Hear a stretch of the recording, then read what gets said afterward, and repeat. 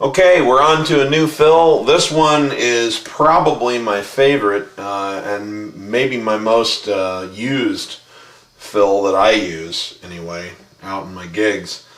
And I picked this one up. This has got kind of a Jerry Lee Lewis, little Richard feel to it, but you can use it in all kinds of different settings. It doesn't just have to be with that kind of music. But the basic one that I'm going to show you, we're going to start again. Put your thumb, you're going to start with the C that's one octave above middle C. Only this time we're going to stretch our pinky out and hit the C that's above that. So your thumb is at C above middle C. Your pinky's up here 2 C's above middle C. Okay, so that's really where our hand is going to be focused on this, is right here. I want you to put your index finger on G. This is just to get your hand positioned correctly, so your thumb would be where F is. Okay? Now, this is what the lick sounds like. Okay? A very Great Balls of Fire kind of thing.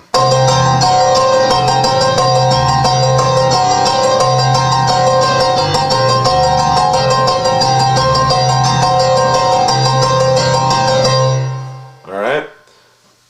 Every piano player has to know this lick. We're going to start with the simple version, then I'm going to give you some variations that you can use to expand on it.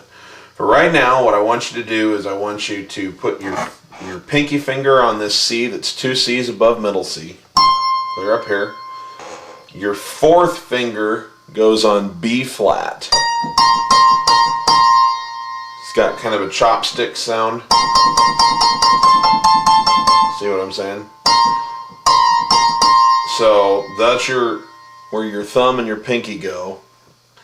Your index finger gets to do a little bit of fun work here. It starts on an F sharp. So I'll show you what's going to happen. You're basically going to be pounding just eighth notes. So if your tempo's 1, 2, 3, 4, you're just going to be going 1 and 2 and 3 and 4 and 1 and 2 and 3 and 4 and, okay? Your thumb, or excuse me, your pinky finger and your fourth finger, your ring finger there, are just going to be pounding the C and the B flat in eighth notes. 1 and 2 and 3 and 4 and 1 and 2 and 3 and 4 and 1 and 2 and 3 and 4 and, okay?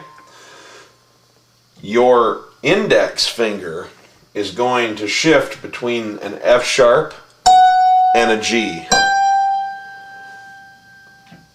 And the pattern that it's going to be playing is 1 time on F sharp, and then continue on G all the way through the count of 4. So it'll be 7 times on G for every 1 time on F sharp, essentially, in it. So the pattern would be 1 and 2 and 3 and 4 and 1 and 2 and 3 and 4 and 1 and 2 and 3 and 4 and 1 and 2 and 3 and 4 and, okay?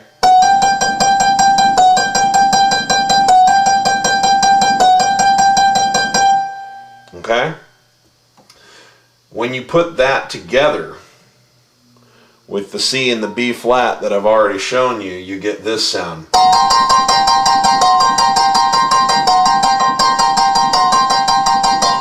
Let me see if I can do that with my third finger out of the way, maybe give you a little bit better clue of what's happening here.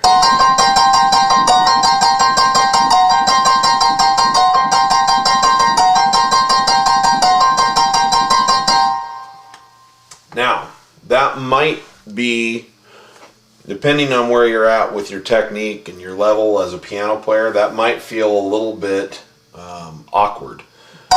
So I would encourage you to keep working on it that way, because it really thickens it up to have it that way. But a way that you can modify that is to eliminate the C altogether and just focus on playing the B flat and then you still move your index finger back and forth between the F sharp and the G.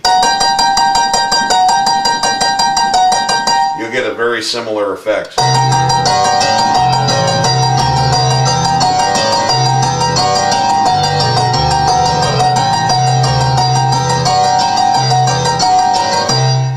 Okay?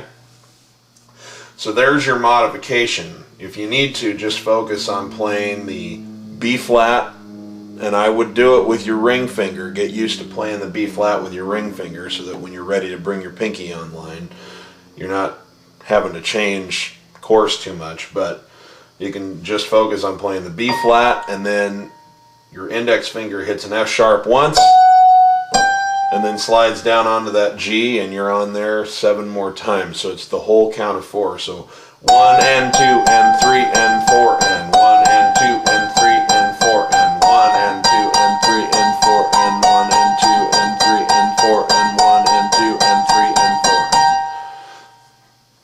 That's where you can start if it's giving you trouble, but it really thickens it up nice to have both the B flat and the C in there.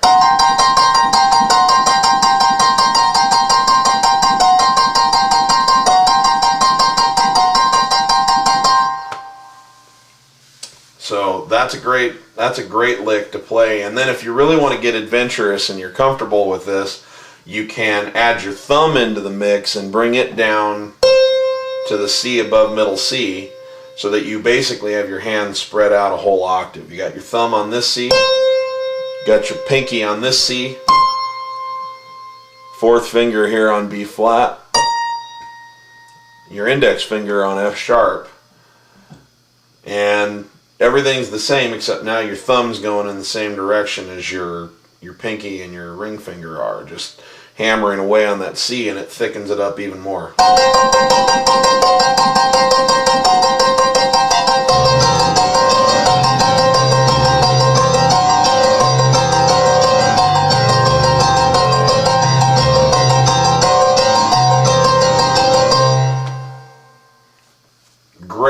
Great fill. You can never go wrong with that. And I would also point out, well, you know what, I'll wait until a little bit later when we show some examples of how you can fit this into repertoire, and I'll make the point I was about to. So for starters, if you're having difficulty with this, start with just the index finger and the ring finger on F sharp and B flat, and get used to sliding off of that F sharp onto the G with your index finger, because you have to do that. That's what gives the this kind of bluesy chord a little bit of resolution. If all you did was go, it wouldn't really sound right.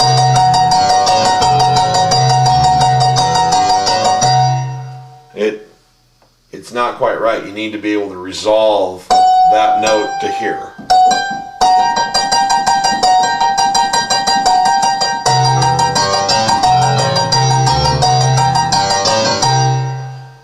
And then once you feel ready, add in your pinky on this C.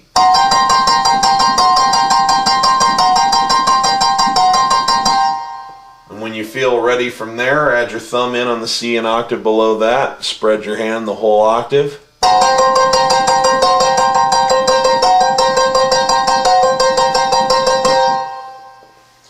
And that is one of the most important piano licks in all of popular music. There is one other variation that I'm going to show you on that in a little bit here as well, but I think we will first show it to you in F, so that you've got it in your arsenal in both of those key signatures. That way, between the two of them, if you're so inclined that you want to try and transpose them into all the other keys, that's fine, but at least you will be able to use your transposition key on your keyboard to get you wherever you need to go, and you've got it in 2 places. So in F, we're going to find your middle C, which is, this is where my thumb was before. We're going to move down 1 octave. There's your middle C, which you can't see on the camera yet. But then find the F right above middle C, which is right here. Here's an F 1 octave higher than that. we are going to put our thumb there, and our pinky is going to be up on this F. I'm going to move the camera just ever so slightly for this. Okay. I'm going to tilt that down so you can see my wrist a little better.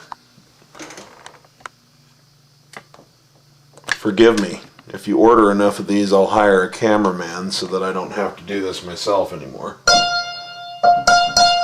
I can't afford a crew yet, but we're getting there. So this is where we're going to focus our hands when we learn it in F. Although you could do it in any place on the keyboard that you wanted to, but this is where we'll be. So your pinky is up here on F. Your fourth finger is on E flat. Your index finger, this is where it changes just slightly. Rather than being on a black key, your index finger starts on B natural, as in boy. Okay? And your thumb, the full chord, would be down here on F. Okay? The resolution is from B natural to C.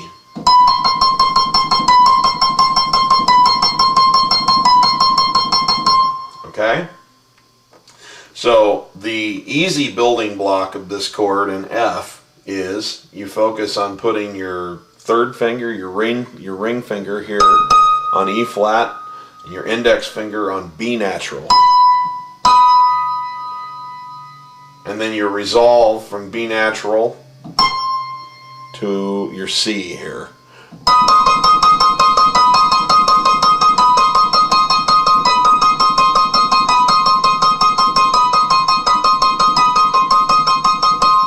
Okay. Now, if you want to play around with a different fingering for F, you can. I just have gotten in the habit of doing it the same way.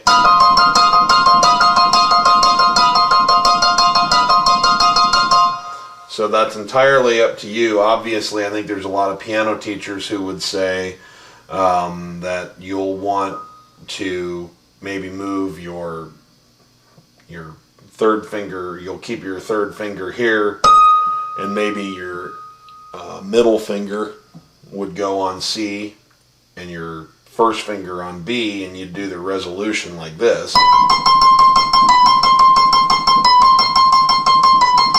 So.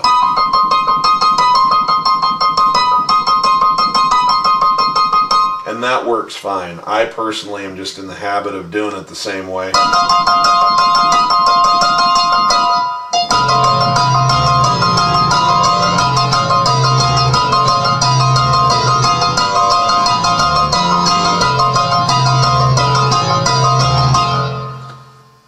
Entirely up to you. It's what you get used to and what your hand wants to do. So, but your easy building blocks would be E flat, and then remember you start with a B natural and resolve up to a C.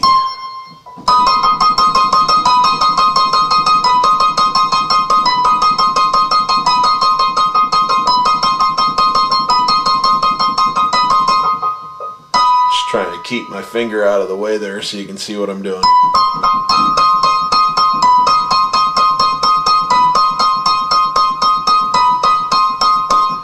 And then when you're ready, you bring your pinky in on F.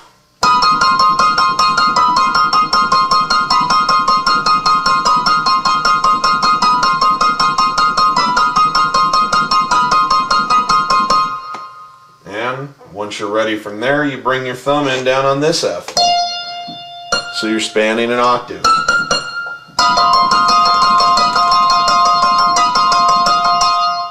And when you bring in some kind of a bass line or whatever,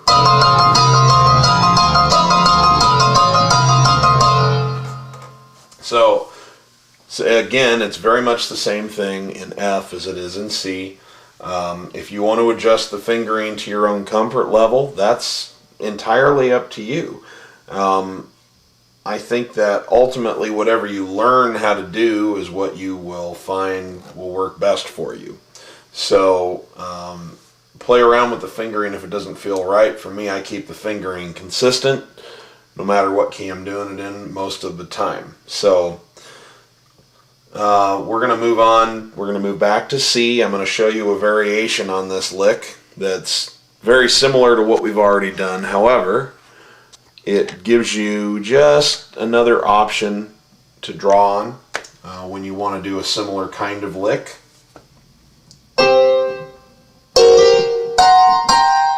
I'm going to move this camera back just a little bit. That ought to get the job done. Nope. A little more this way.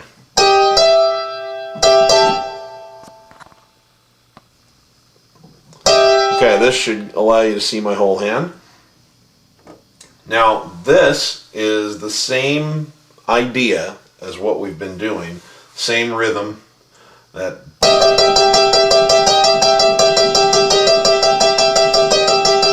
it just moves it to a different place in the chord. So now, in the key of C, you're going to put your thumb on G. Now this G happens to be just above middle C. And your pinky is going on a G above that. Okay? And the way I like to do it is I like to put my index finger on E flat, because you're going to resolve from E flat to E natural.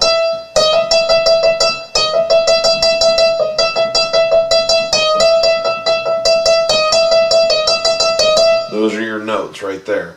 And what I like to do is I have my thumb down here, my pinky up here, from G to G, and I like to hit the E flat with my index finger and the E natural with my middle finger.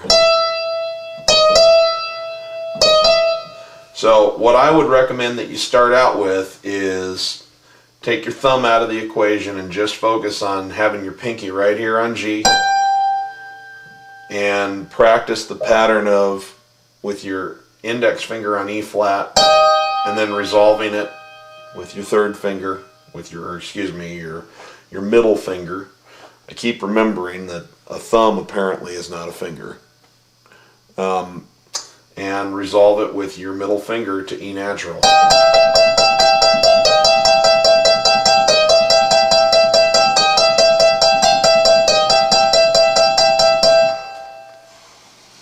Okay, give me just a second. I need to change tapes and we'll get right back to this lesson. Okay, we're back.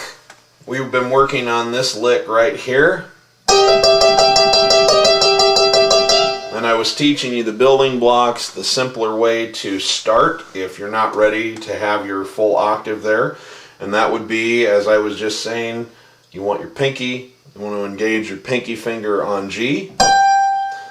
And you want your index finger on E flat, resolving with your middle finger onto an E natural.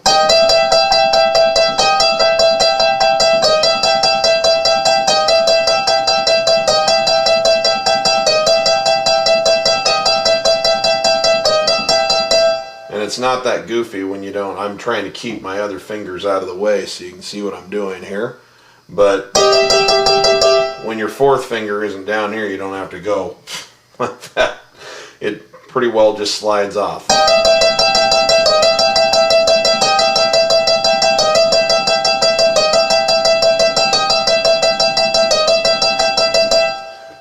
Once you have that down, if you want to play around with it a little bit, just add your thumb in on a G down below. So you're in this octave here.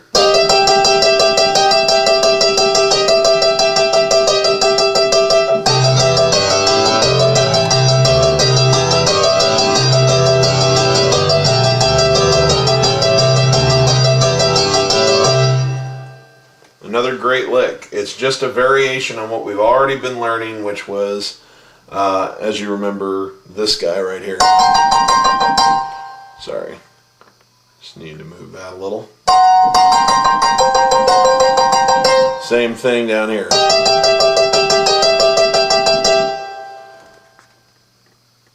So, I'm going going to teach you that variation in F as well here.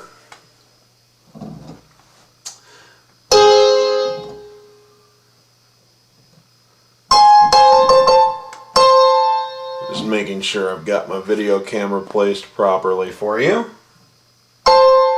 So, in the key of F, the way this one works is that you want your finger on a C, your thumb, as I mean, on a C.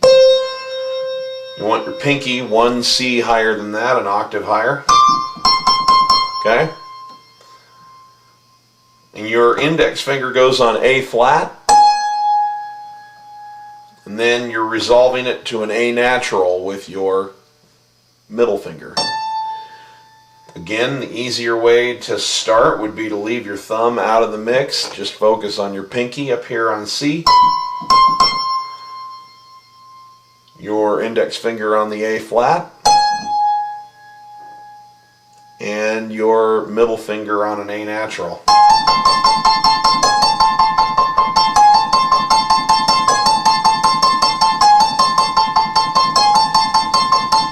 Okay? I mean, that's playing a little variation, but I would keep it on 1 and 2 and 3 and 4 and 1 and 2 and 3 and 4 and 1 and 2 and 3 and 4 and learn it like that first.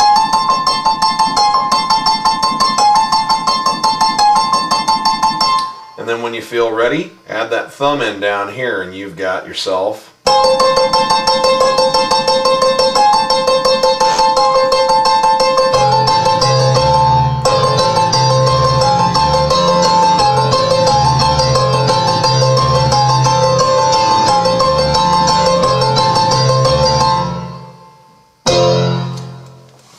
fantastic lick.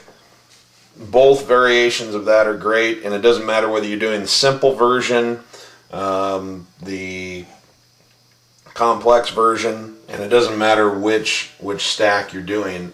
That will always work well with people. And again, it can be played in just about any feel. When you have a walking bass line, we're going to jump back to the key of C here. I'm going to back this up so you can see a fuller view of the keyboard. You know, when you are playing it with a walking bass line, it gives you very much a Jerry Lee Lewis kind of Great Balls of Fire kind of feel. So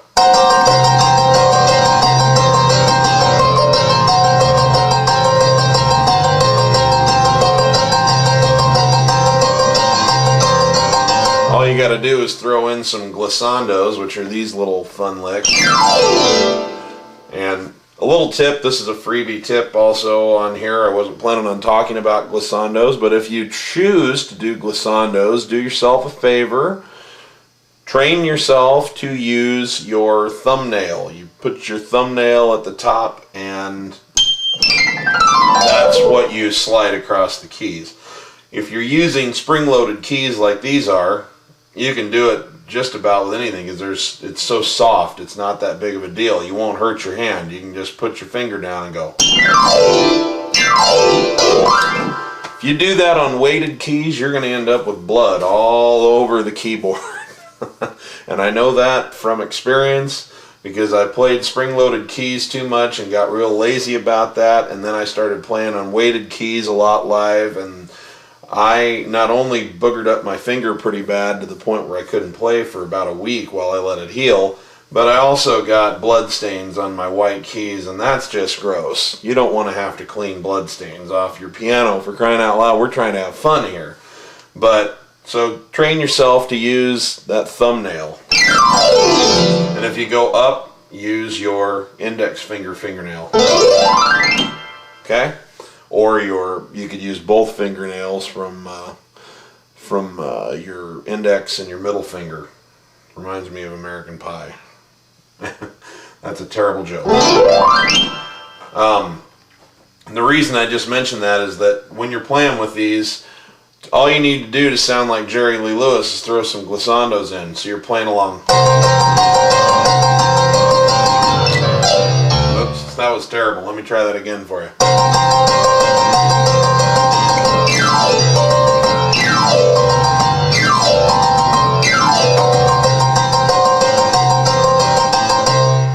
You know, and I actually like the other variation of that better when I'm playing.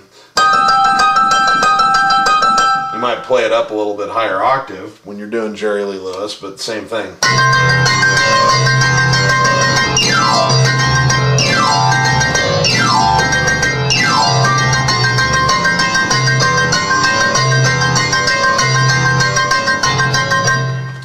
You know, a lot of people don't realize that Jerry wasn't doing a lot of things that were that complicated. He was just pounding a lot. And it's that same kind of thing. And I'm going to give you another tip too when you start putting this thing into practice. One wonderful thing about being a piano player is that when you are playing a solo or playing a riff, the audience doesn't seem to realize you're doing the same thing just because you've switched octaves. In other words, if you're playing along, and you go, and the next time you go up an octave, they don't realize you're playing the exact same thing. It sounds different to them. So use that to your advantage. You actually have a lot of variety because you have two variations. You've got, and you've got, and then you can do it in different octaves. So when you're playing along, you could build an entire solo. I'm going to do a 24-bar blues progression here, and I'm going to do nothing but those two variations, but I'm going to switch octaves, and people have no idea that you're just playing the exact same thing.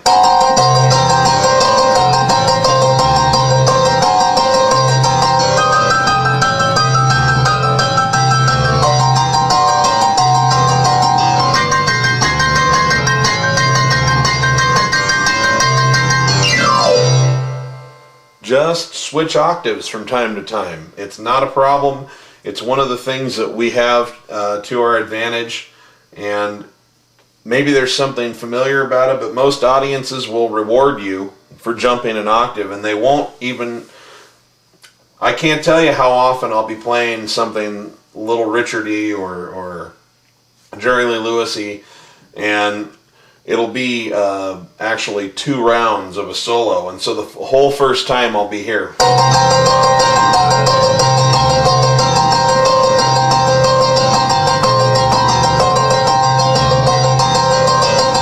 Then I'll jump up.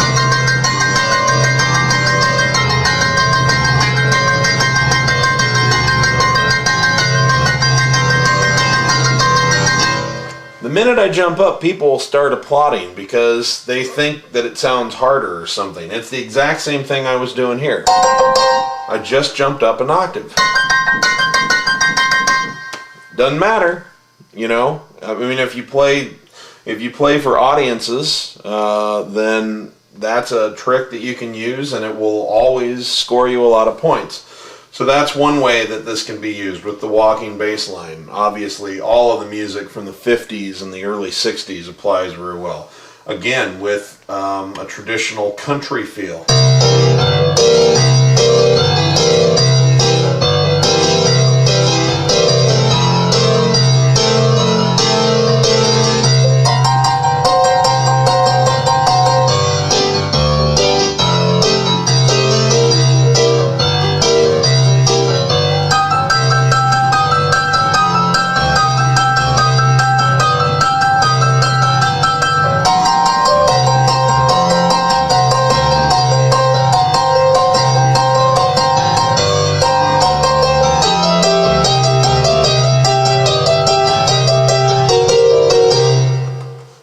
Just fine with more of a country feel. It works outstandingly well again with that kind of typical hard driving rock that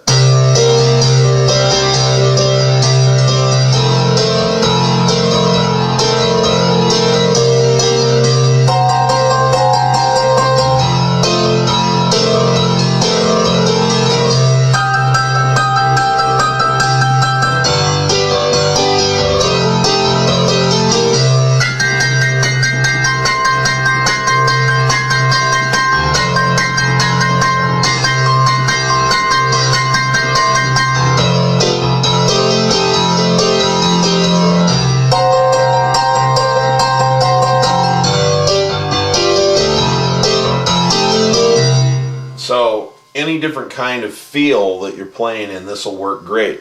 And I'm going to show you one other little trick in the application of these licks. I've referred numerous times to the idea of resolution. And what I mean resolution, as I've said, is this little grace note that your index finger's picking up. It resolves, it goes from a dissonant sound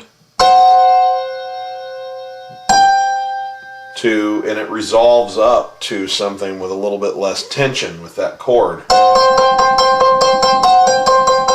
Now we learned the lick by saying 1 and 2 and 3 and 4 and 1 and 2 and 3 and 4 and.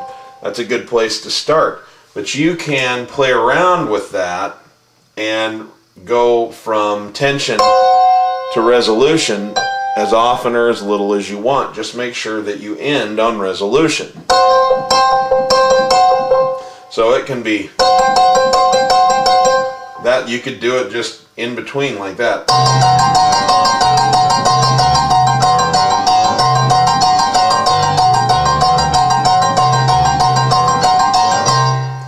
If that's what you want to do. Or you can say, where I was saying go 1 and 2 and 3 and 4 and 1, you could say I'm going to hit this on 1 and 3. So 1 and 2 and 3 and 4 and 1 and 2 and 3 and 4 and 1 and 2 and 3 and 4 and, which would have this effect.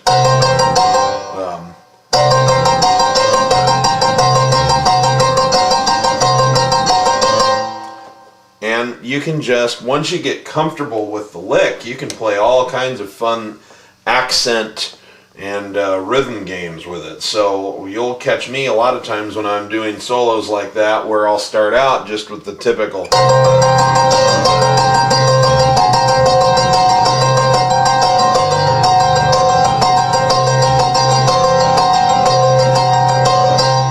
I never stop playing eighth notes. I just alter and play around with how often I create the tension and when I resolve it.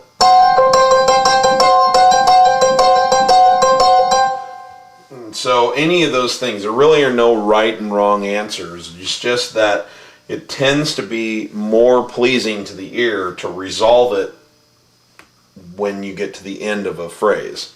So it would probably more often than not be better to end with the resolution note than to end here. You could end here. You could just go.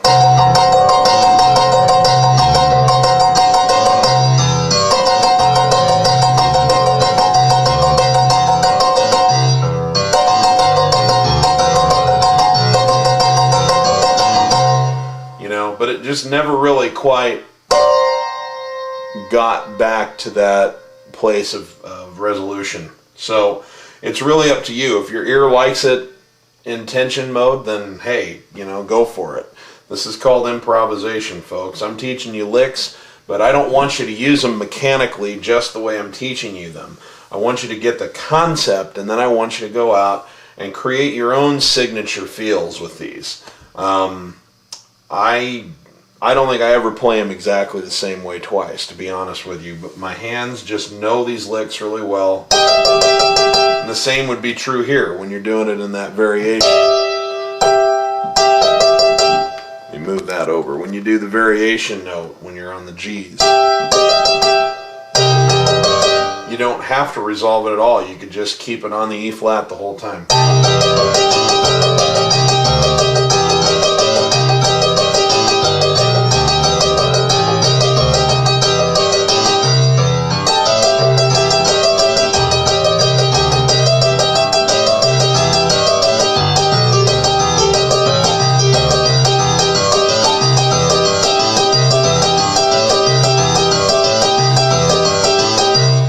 See there, I'm just playing around with the rhythm. I'm playing the notes. It's the same notes. I'm just slowing the whole thing down and playing with different rhythms.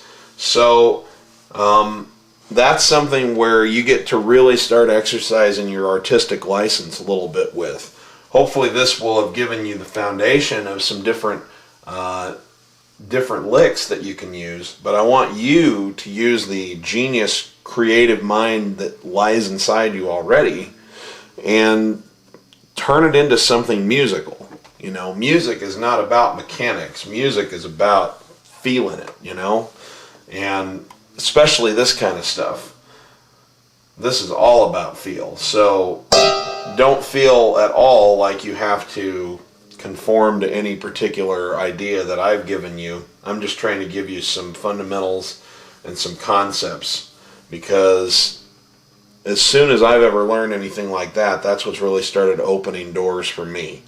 Is once I've gotten a new concept down, then I can go to work on it and make it my own. And I know you can too.